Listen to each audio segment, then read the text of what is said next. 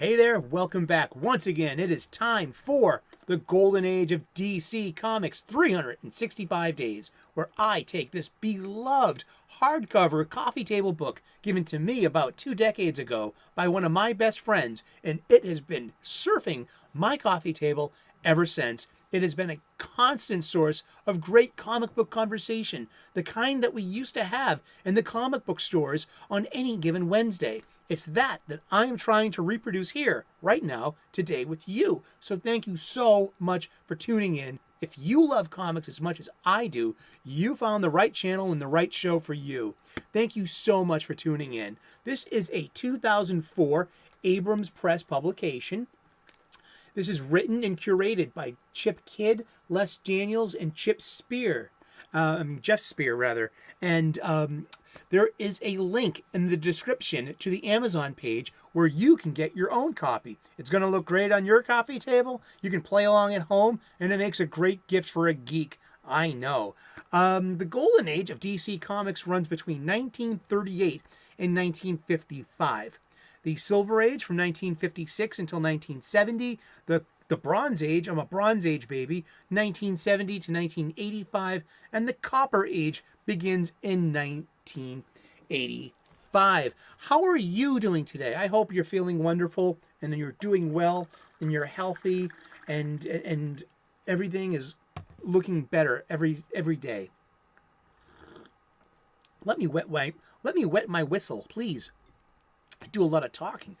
What goes better with a coffee table book and some coffee table talk? Well, some good coffee. So get a cup of your favorite brew and pull up a chair and join us, please.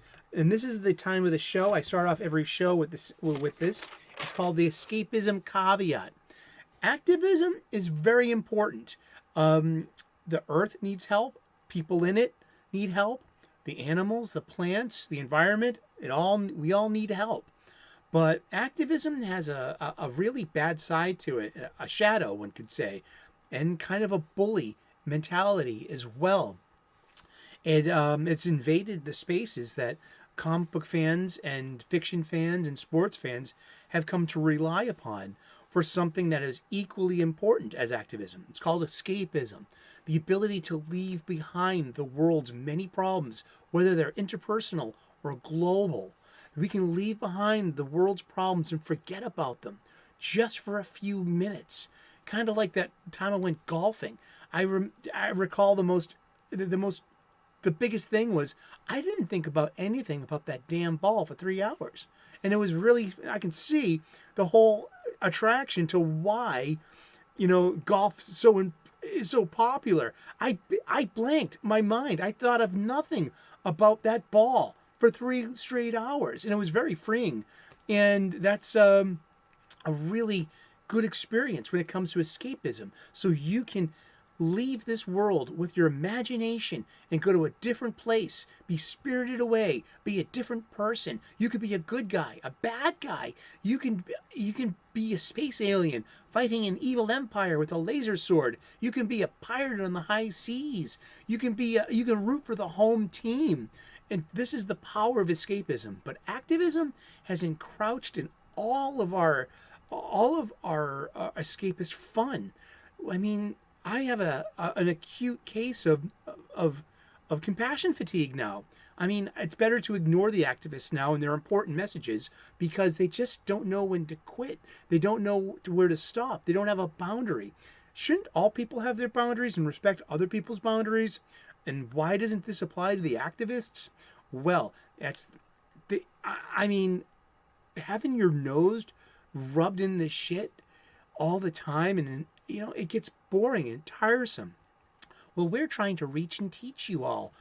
No, you're being screechy and preachy and just, how can I care about your important messages if you don't let us have a break from them?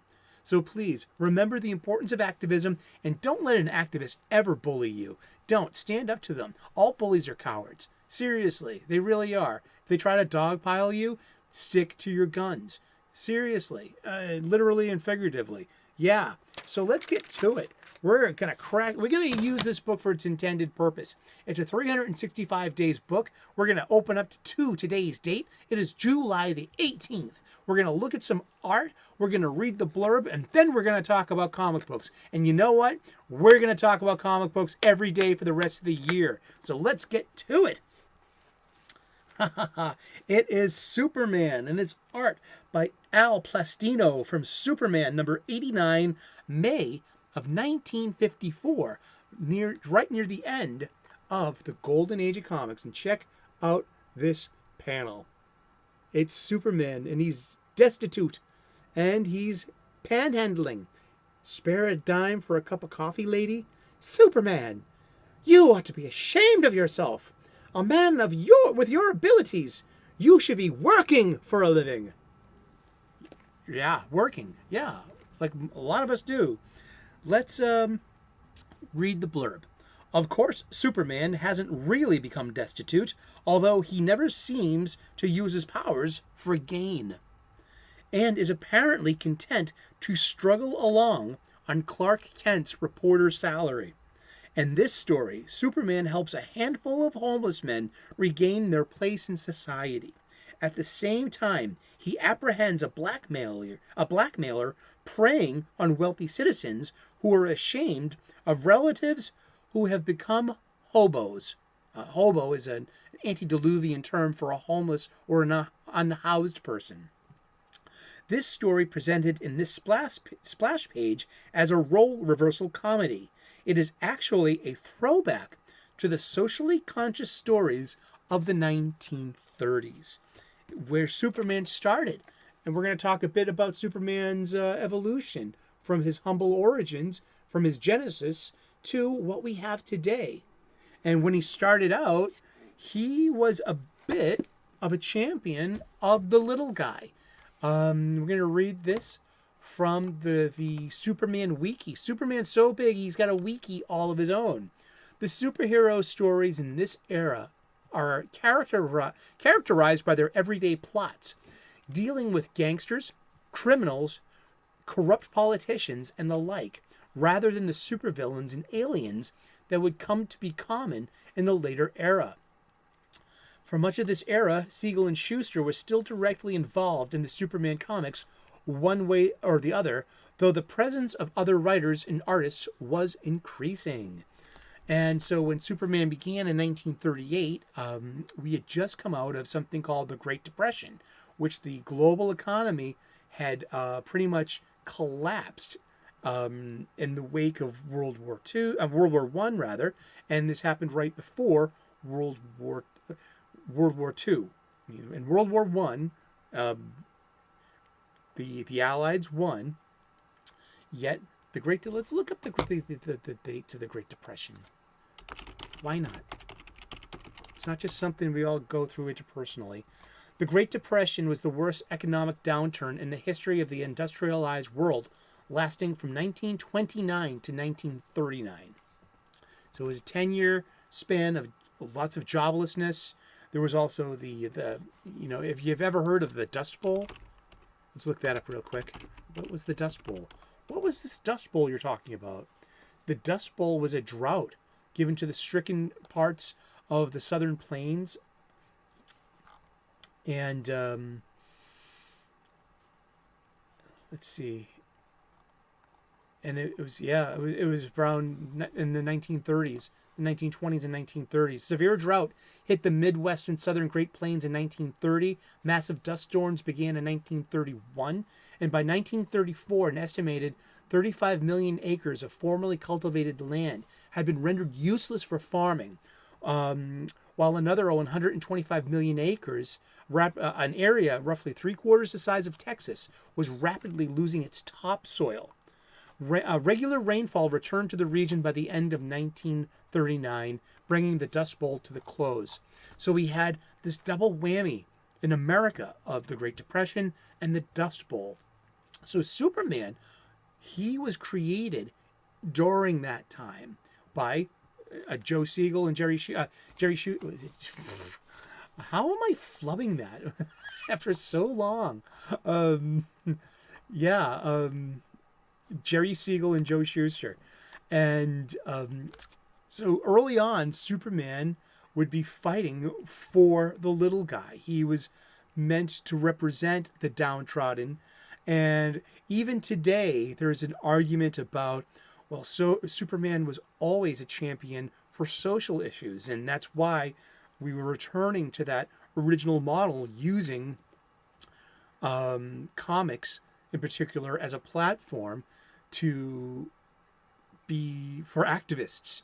And that's where the activists try to gain leverage to justify their using of our fandoms, because once again, activism is important and it has its place. But shortly thereafter, after Action Comics #1 in June of 1938, within 10 years, it became escapism, and it became about fantasy, and it became about power fantasies, and it became science tales, and this was also during World War II and winning World War II, and the industrial boom that was part of World War II, and these were all contributing factors to the entertainment being escapism, but being firmly coming out of the Dust Bowl and coming out of the Great Depression.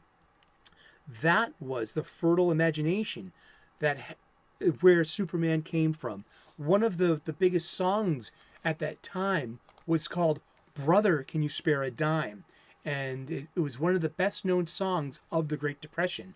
And it was part of a 1932 musical revue called Americana. The song tells the story of the universal everyman whose honest work towards achieving the American dream had been foiled by the economic collapse.